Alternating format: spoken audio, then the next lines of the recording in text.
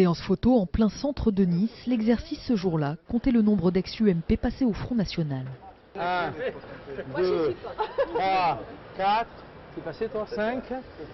Je m'en vais, pas de gros 6. 6 anciens pour qui la rupture est bien réelle. Bruno Le Maire, j'ai l'impression que c'est Sarkozy il y a 10 ans et Chirac il y a 30 ans. Bon, être cocu une fois, ça peut arriver à tout le monde. L'être plusieurs fois, ça devient de la péracité. À côté de Franck Alizio, Olivier Bettati sourit. Il est l'un des artisans de ce rapprochement des droites.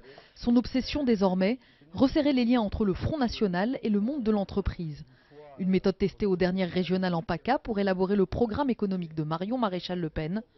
Méthode dupliquée depuis par la députée. Sur la loi El Khomri, Marion, plutôt que de demander à son attaché parlementaire d'aller faire 3 recherches sur Internet pour faire son intervention, elle a fait redescendre partout. Voilà les sujets sur lesquels il me semble qu'il y a des choses qui ne vont pas. Demandez aux patrons de PME que vous connaissez, qu'est-ce qu'ils en pensent, qu'est-ce qu'ils attendent, qu'est-ce qu'ils veulent. Dès leur première rencontre, le ton est donné. Moi je lui ai dit, mais tu vas pas parler d'immigration, tu t'appelles Le Pen. Qu'est-ce que tu veux dire de plus que ça?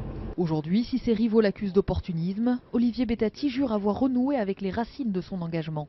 Il se voit déjà dessiner les contours d'une recomposition politique autour de sa nouvelle championne. Je pense qu'elle incarne l'avenir de la droite. J'ai fait rencontrer des maires, des élus UMP, parce que c'était aussi mon job.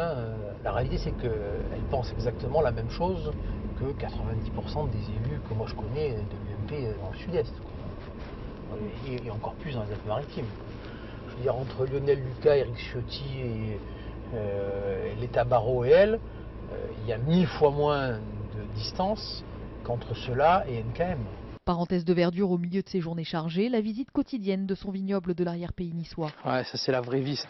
C'est sa bouffée d'air frais. C'est exactement l'inverse du reste de ma vie. Quand je balade dans mes vignes, le temps s'arrête. Et je pense que ça fait partie des trucs aujourd'hui qui manquent aux hommes politiques, être en capacité de s'arrêter. Moi, 90% de mes décisions importantes, je les ai prises en me baladant là-dedans. J'ai décidé de me barrer de chez Estrosi, là, dans cette ligne-là. Prendre son temps et choyer les bourgeons qui feront de grands crus. Cette petite chose, dans 3-4 ans, ça sera un grand vin rouge. Enfin, j'espère. Son pari dans son vignoble comme en politique. Ça, l'histoire de la vie.